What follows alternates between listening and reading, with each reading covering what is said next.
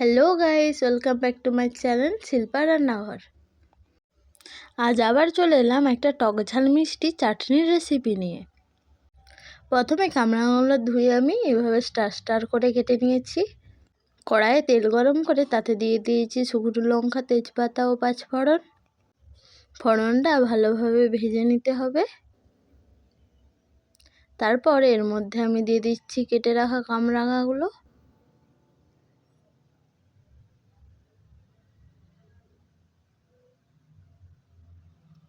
কামরাঙাটা তেলের সাথে ভালোভাবে মিশিয়ে নিচ্ছি।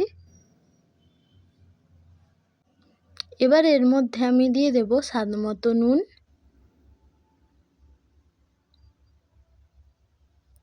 আর দিয়ে দিচ্ছি পরিমাণ মতো হলুদ, আর দেব সামান্য শুকনো লঙ্কার গুঁড়ো। সব উপকরণগুলো আমি কামরাঙার সাথে ভালোভাবে মিশিয়ে নিচ্ছি।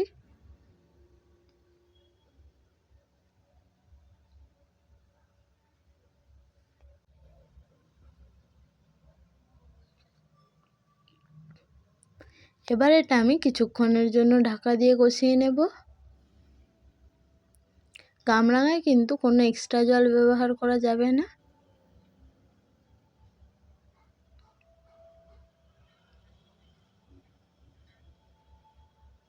আবারও আমি ঢাকা দিয়ে কষিয়ে নিচ্ছি। দেখো আমার কামরাঙাটা এখানে সিদ্ধ হয়ে গেছে। এবার এর মধ্যে আমি দিয়ে দেব গুড়। তোমরা চাইলে চিনি দিয়েও এটা বানাতে পারো। গুড়টা কামরাঙার সাথে ভালোভাবে আমি মিশিয়ে দিচ্ছি।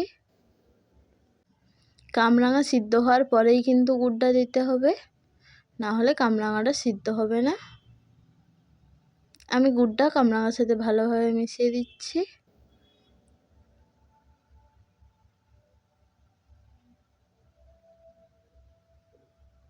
এইভাবেই আমি 2 থেকে 3 মিনিট আবার রান্না করে নিচ্ছি। এবার এর মধ্যে আমি দিয়ে দেব আগে থেকে ভেজে রাখা মৌরির গুঁড়ো।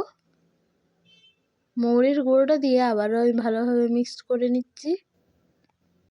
তো বন্ধুরা দেখো, এখানে আমার কামরাঙার চাটনি রেডি। এবার এটা আমি নামিয়ে নেব। ভিডিওটি ভালো লাগলে অবশ্যই একটি লাইক করে দেবেন।